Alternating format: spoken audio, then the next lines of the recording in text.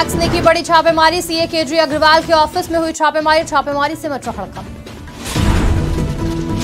School प्रशासन के सामने आई लापरवाही। स्कूल वैन में लगाए गए अवैध एलपीजी सिलेंडर, हो सकता है बड़ा हादसा। आयुष्मान भवा योजना की हुई शुरुआत, लोगों को दी जाएगी सरकारी योजनाओं की जानकारी। सर्विलांस टीम को मिली बड़ी सफलता, 23 लाख के 102 मोबाइल फोन किए गए बरामद। कृषि मंत्री ने की प्रेस वार्ता का आयोजन। प्रेस वार्ता के दौरान मोटे अनाजों को दिया गया बढ़ावा। नमस्कार, स्वागत है आपका आज की खबर में। मैं हूं आपके साथ रागिनी सिंह राठौर। रुक करते हैं उत्तर प्रदेश की बड़ी खबरों का। हापुड़ में वकीलों पर लाठीचार्ज के मामले पर विवाद खत्म होने का नाम नहीं ले रहा। इस बार काउंसिलिंग ऑफ उत्तर प्रदेश के आह्वान पर अयोध्या में भी वकीलों की हड़ताल जारी है और न्यायिक कार्य से वकील काम करने से दूरी बनाए हुए हैं। आपको बता दें कि कल उत्तर प्रदेश सरकार का पुतला भी फूकेगी। कि बार काउंसिल के आह्वान पर आज अधिवक्ता फसंग फैजाबाद ने ज्ञापन दिया है और ज्ञापन में लिखा गया है, मुख्यमंत्री साहब को ज्ञापन दिया गया है और ये लिखा गया है कि देखिए, हापुड़ में हुए अधिवक्ताओं पर बर्बरतापूर्वक लाठीचार्ज की घटना की जांच कराएं और मुकदमा जो वकीलों के खिलाफ दर्ज किया उसको वापस लें। नंबर 2, ये कहा गया है कि उनको आर्थिक सहायता दें चाहे न दें, उनके बस में देना है ही नहीं, उनके पास कुछ है ही नहीं है। नंबर 2, अधिवक्ता protection act, advocate protection act को इन्फोर्स कराया, एप्लीकेबल कराया जाए, जिससे वो इन्फोर्स हो सके, रोज़ रोज़ का झगड़ा ना हो और न्यायिक कार्य सुचारू ढंग से चले। नंबर 3 ये है कि हम लोगों ने ये तय किया है, जैसा कि bar council of Uttar Pradesh का आह्वान है, कि कल उत्तर प्रदेश सरकार का पुतला फूंका जाएगा। वो भी कार्य बहराइच में जिलाधिकारी मोनिका रानी ने पयागपुर में परिषदीय विद्यालयों का औचक निरीक्षण किया। इस दौरान उन्होंने क्लासरूम पहुंचकर बच्चों को पढ़ाना शुरू किया। बता दें, आईएएस अधिकारी बनने से पहले मोनिका रानी कई स्कूलों में बच्चों को पढ़ा चुकी हैं।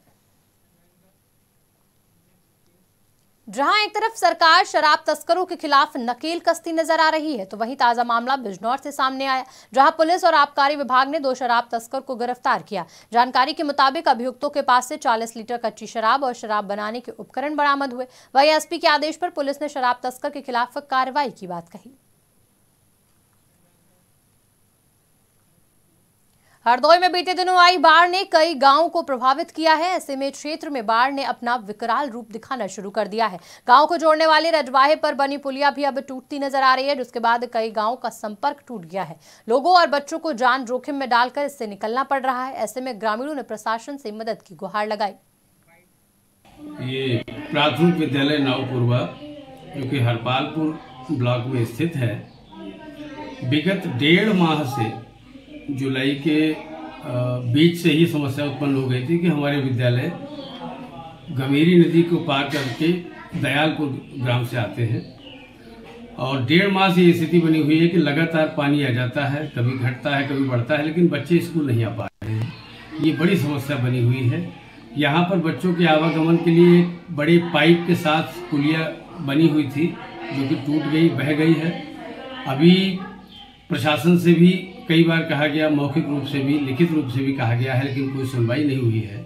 मेरी प्रशासन से मांग है कि इस नावपुरवा से जोड़ने वाली, दयालपुर और नावपुरवा को जोड़ने वाली जो पुलिया है, उसके विषय में अतिशीघ्र कोई कार्य किया जाए, ताकि बच्चों। सुप्रीम कोर्ट ने कानपुर के तीसा मऊ से समाजवादी पार्टी के विधायक इरफान सोलंकी की जमानत याचिका को खारिज कर दिया। जेल में बंद सपा विधायक की जमानत याचिका खारिज करते हुए अदालत ने कहा कि सोलंकी के खिलाफ गंभीर अपराध के मामलों में केस दर्ज है, इसलिए अभी जमानत नहीं मिल सकती, क्योंकि अभी सभी मामलों में आरोप तय नहीं हुआ है। 198/22 ग्वाल टोली के मुकदमे में, जिसमें कूट रचित पहचान पत्र जो कि अशरफ अली के नाम से बनाया गया था, इरफान सोलंकी ने दिल्ली से मुंबई की यात्रा की थी। इस मामले में मुकदमा दर्ज हुआ था और माननीय उच्च न्यायालय ने भी जमानत याचिका निरस्त की थी। कल सुनवाई करते हुए सर्वोच्च न्यायालय के द्वारा इस प्रकरण में जमानत याचिका निरस्त कर दी गई है और सर्वोच्च न्यायालय ने आवश्यकता अनुसार बाद में पुनः यदि आवश्यक हो तो फ्रेश एप्लीकेशन देने के लिए प्रावधान छोड़ा है। लखीमपुर खीरी में एक दलित किसान की हार्ट अटैक से मौत हो गई। परिजनों ने आरोप लगाते हुए कहा कि मृतक किसान ने भूमि विकास बैंक से 60,000 का लोन लिया था। आर्थिक स्थिति सही न होने के चलते किसान समय से लोन नहीं जमा कर सका। बीते दिन लोन की वसूली करने बैंक कर्मियों ने मृतक किसान पर काफी दबाव बनाया और उसको बेइज्जत किया। वहीं बैंक कर्मियों की प्रताड़ना से आहत किसान को बीती रात हार्ट अटैक आया, जिससे किसान की मौत हो गई। वहीं आक्रोशित ग्रामीणों ने बैंक कर्मियों के खिलाफ विरोध प्रदर्शन किया। ये कल भूमि विकास बैंक वाले आए थे, इनको घर से पकड़ के ले गए, प्रताड़ित किए गांव वालों के सामने। इसलिए गांव के भाई पूर्व प्रधान रह चुके हैं, तो इसलिए गांव के वरिष्ठ आदमी हैं, उनको लगा कि हमारे सम्मान में क्षति पहुंच रही है, हार्ट अटैक। ये जानकारी मिल रही है कि उन्होंने ये कहा है कि हमारे जैसे आए, वो कहा कि अगर कर्जा नहीं जमा करोगे तुम्हारी ज़मीन नीलाम कर लेंगे, तुमको बंद करवा देंगे। और उन्होंने हमें जानकारी ये भी मिल रहा है कि मतलब ले गए गांव के बाहर, कुछ आर्थिक दंड के साथ में पैसे भी लिए हैं, 500 रुपये। अच्छा। प्रदेश के डिप्टी सीएम केशव प्रसाद मौर्य ने आज प्रदेश के सभी जिलों के सीडीओ के साथ विकास कार्यों को लेकर लखनऊ के योजना भवन में समीक्षा बैठक की। इस दौरान राज्य मंत्री विजय लक्ष्मी गौतम और ग्राम विकास विभाग के सभी उच्च अधिकारी मौजूद रहे। प्रदेश के अंदर जो विकास कार्य चल रहे हैं उसको लेकर मुख्य विकास अधिकारी को आवश्यक दिशा निर्देश दिए गए।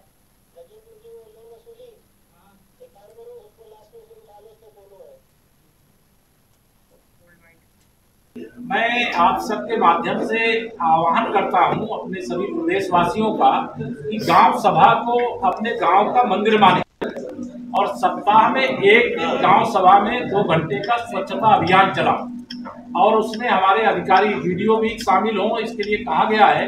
उसमें ग्राम स्तर के अधिकारी भी शामिल हो, ये भी निर्देश दिया गया है। लेकिन सरकार के आधार पर ही स्वच्छता नहीं रह सकती। समाज और सरकार मिलकर के स्वच्छ भारत, स्वच्छ उत्तर प्रदेश, स्वच्छ। लखनऊ में कृषि मंत्री सूर्य प्रताप शाही ने प्रेस वार्ता का आयोजन किया और प्रेस वार्ता के दौरान उन्होंने कहा कि प्रदेश के कृषि क्षेत्र में व्यापक प्रसार हुआ है और साथ ही दलहन और तिलहन के क्षेत्र में बड़ी बढ़ोतरी हुई है। वहीं कृषि मंत्री ने कहा कि किसानों के सवा कोंदों और बाजरे के लिए मेडी किट भी दी गई और मोटे अनाजों को भी बढ़ावा दिया जा रहा है। और लगभग 200 पैक्स सोसाइटियों पर 100 मेट्रिक टन के और 250 मेट्रिक टन के हम लोगों ने गोदाम का निर्माण कराया था।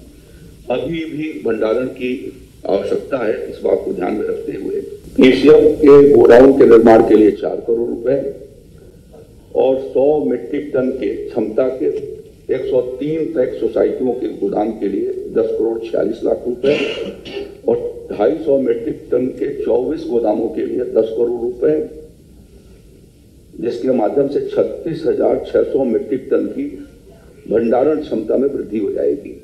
तो एक तरीके से ग्रामीण क्षेत्र के भीतर उनका जो खरीद होती है, एमएसपी के आधार पर खरीद होती है या उनके फर्टिलाइजर जाते हैं या सीड जाते हैं, तो उनको रख रखाव का उसके भीतर उनको समुचित उसके भीतर जो महोबा पुलिस लाइन सभागार में आयोजित कार्यक्रम में पुलिस अधीक्षक ने कहा कि एक लंबे समय से मोबाइल स्वामियों द्वारा खोए हुए मोबाइल की शिकायत की जा रही थी, जिसकी बरामदगी को लेकर सर्विलांस टीम को खास जिम्मेदारी सौंपी गई। सर्विलांस टीम ने 102 मोबाइल स्वामियों के लगभग 23 लाख कीमत के मोबाइल बरामद किए हैं। इन सभी मोबाइल स्वामियों को पुलिस लाइन ने बुलाकर मोबाइल सौंप दिए गए।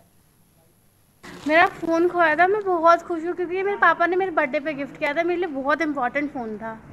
और थैंक यू मैं क्या कहते हैं मैम को देना चाहती हूँ कि महोबा पुलिस को कि मेरा फ़ोन उन्होंने ढूंढ निकाला। मैं बहुत ज़्यादा ही मतलब उनको धन्यवाद दूंगी क्योंकि ये फ़ोन मेरे लिए बहुत ज़्यादा ही इम्पोर्टेंट था। और थैंक यू क्या कहते हैं महोबा पुलिस को, उन्होंने मेरा और इनके ओनर से कांटेक्ट करके उन सबको बुलाया गया है। और इन मोबाइल्स की जो अगर मार्केट की कीमत की बात करें तो लगभग 23 लाख रुपए के मोबाइल्स जो हैं ये रिकवर किए गए हैं। इनके ओनर्स को कांटेक्ट करके उन्हें बुलाया गया है और आज इनको आम लोगों को स्वास्थ्य के प्रति जागरूक करने के लिए पूरे देश में आयुष्मान भव योजना की शुरुआत की जा रही है। वहीं रायबरेली में आयुष्मान भव योजना की शुरुआत की गई। इसके तहत जहां आयुष्मान मेलों के माध्यम से स्वास्थ्य विभाग आम लोगों के स्वास्थ्य से जुड़ी सरकारी योजनाओं की जानकारी देगा, वहीं पीएचसी सीएचसी पर मुफ्त जांच से लेकर परामर्श और दवाएं अभियान के तहत वितरित की जाएंगी। आज आयुष्मान भव कार्यक्रम का सीधा प्रसारण जिले में विभिन्न स्थानों पर दिखाया जा रहा है। जनपद स्तर के जिला अस्पताल में इस कार्यक्रम का आयोजन हो रहा है और इसमें राष्ट्रपति महोदया इसको करेंगी इनॉग्रेट वहाँ से। और मुख्य रूप से आयुष्मान भव कार्यक्रम 17 तारीख से प्रारंभ होकर 2 अक्टूबर तक निरंतर चलेगा। इसमें सैटरडेज और संडेज ये 2 दिन रहेंगे। प्रत्येक दिवस जो है शनिवार को ये होगा कि आयुष्मान सभाएं होंगी जगह जगह, ग्राम सभाओं में, वार्डों में, और संडे को रविवार के दिन मेले लगेंगे, आयुष्मान मेला लगेगा जो CHC PHC स्तर पे लगेगा। तो इन मेलों और सभाओं के माध्यम से इस कार्यक्रम का मुख्य उद्देश्य ये है कि स्वास्थ्य विभाग के माध्यम से और अन्य सहवर्ती जो सहयोगी विभाग हैं उनके माध्यम से जो जनता के लिए सेवाएं उपलब्ध कराई जा रही हैं विभिन्न तरह की, जैसे कि कुपोषण मिटाने की जो योजनाएं हैं, उसके अलावा आयुष्मान कार्ड जो बनवाए जा रहे हैं, गोल्डन कार्ड, और टीकाकरण है, बहुत सारी बीमारियों की जांच और स्क्रीनिंग। तो इस तरह की सभी सुविधाएं एक जगह। सहारनपुर में दिल्ली रोड स्थित प्रसिद्ध सीए केजी अग्रवाल के ऑफिस पर इनकम टैक्स ने छापेमारी की। बता दें, इनकम टैक्स की 3 टीमें सहारनपुर स्थित सीए केजी अग्रवाल के ऑफिस पर पहुंची और सभी दस्तावेजों को खंगालने में जुट गए, जिसके बाद इस छापेमारी से हड़कंप मच गया। खबर सीतापुर से है, जहां विद्यालय में अवैध LPG गैस किट वैन में लगाकर बच्चों को स्कूल में लाने ले जाने का काम किया जा रहा है। बता दें, सीट के नीचे गैस किट लगी है और उसी पर बच्चे बैठते हैं, जिससे कभी भी बड़े हादसे को दावत दी जा सकती है। बता दें, कुछ वक्त पहले इसी स्कूल की गाड़ी में आग लग गई थी, जिससे बच्चे बाल बाल बचे थे और फिर उसी तरह से अवैध LPG लगाकर गाड़ियां चलाई जा रही हैं। औरैया में चर्च निर्माण की सूचना मिलने पर हड़कंप मच गया। मामले की सूचना पुलिस अधीक्षक को मिलते ही उन्होंने बताया कि चर्च के निर्माण के संबंध में जिला अधिकारी को संबंधित जानकारी दे दी गई है और जल्द ही इस पर कार्रवाई की जाएगी। इस दौरान चारू निगम सहित भारी संख्या में पुलिस बल मौजूद रहा। के माध्यम से थाना छलदा क्षेत्र में रामगढ़ रोड पर एक चर्च निर्माण के संबंध में सूचना आई थी, तो मौके पर हम सभी लोग आ गए, घटनास्थल का निरीक्षण किया गया है। तो यहाँ पे वर्तमान में अभी कोई कंस्ट्रक्शन नहीं चल रहा है। जो अभी प्रथम दृष्टया जो जानकारी हुई है, जितने लोग मौजूद हैं उनसे पूछताछ में ये पाया गया है कि ये चर्च यहाँ पे कुछ 5 से 6 साल पूर्व बन गया था। एक अशोक दोहरे नाम के व्यक्ति हैं जो सलेमपुर पोस्ट मजरा महना के रहने वाले हैं। इनको पुराना पट्टा था और कब का पट्टा है कि कब इन्होंने किसे दिया, कैसे ये बना है, इसकी अनुमति है भी या नहीं है, कब किसने बनाया है, इस सब की जांच करने के लिए डीएम साहब से चर्चा कर ली गई। लखीमपुर खीरी में एक दलित किसान की हार्ट अटैक से मौत हो गई। परिजनों ने आरोप लगाते हुए बताया कि मृतक किसान ने भूमि विकास बैंक से 60,000 का लोन लिया था। वहीं आर्थिक स्थिति सही न होने के चलते किसान समय से लोन नहीं जमा कर सका। बीते दिन लोन की वसूली करने आए बैंक कर्मियों ने मृतक किसान को काफी बेइज्जत किया। वहीं बैंक कर्मी की प्रताड़ना से आहत किसान की बीती रात हार्ट अटैक से मौत हो गई। ये कल भूमि विकास बैंक वाले आए थे, इनको घर से पकड़ के ले गए, प्रताड़ित किए गांव वालों के सामने। इसलिए गांव के भाई पूर्व प्रधान रह चुके हैं, तो इसलिए गांव के वरिष्ठ आदमी हैं, उनको लगा कि हमारे सम्मान में क्षति पहुंच रही है, हार्ट अटैक। ये जानकारी मिल रही है कि उन्होंने ये कहा है कि हमारे जैसे आए, वो कहा कि अगर कर्जा नहीं जमा करोगे तुम्हारी ज़मीन नीलाम कर लेंगे, तुमको बंद करवा देंगे। और उन्होंने हमें जानकारी ये भी मिल रहा है कि मतलब ले गए गाँव के बाहर, कुछ आर्थिक दंड के साथ में पैसे भी लिए हैं, 500 रुपये। अच्छा। इस खबर पर जानकारी देने के लिए हमारे साथ हमारे संवाददाता लखीमपुर से सुजीत जुड़ चुके हैं। सुजीत, बात की जाए, किसान की हार्ट अटैक से मौत हो गई है, वहीं परिजन ने बैंक कर्मियों पर आरोप लगाया है, क्या कार्रवाई हुई इस पूरे मामले में? रागनी जी, आपको बता दें, पूरा मामला लखीमपुर खीरी जिले के हैदराबाद थाना क्षेत्र के जमालपुर गाँव में, जहाँ एक दलित किसान की हार्ट अटैक से मौत हो गई।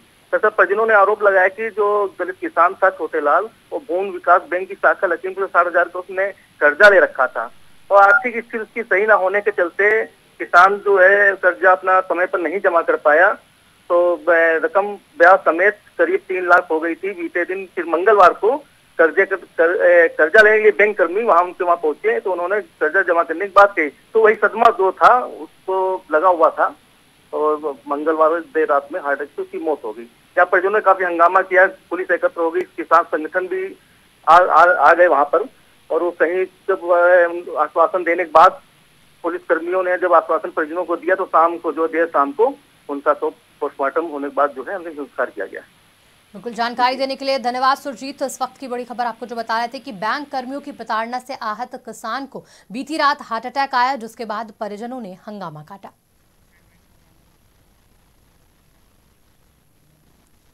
फिलहाल उत्तर प्रदेश की खबरों में इतना ही। देश दुनिया की तमाम खबरों के लिए देखते रहिए आज की खबर।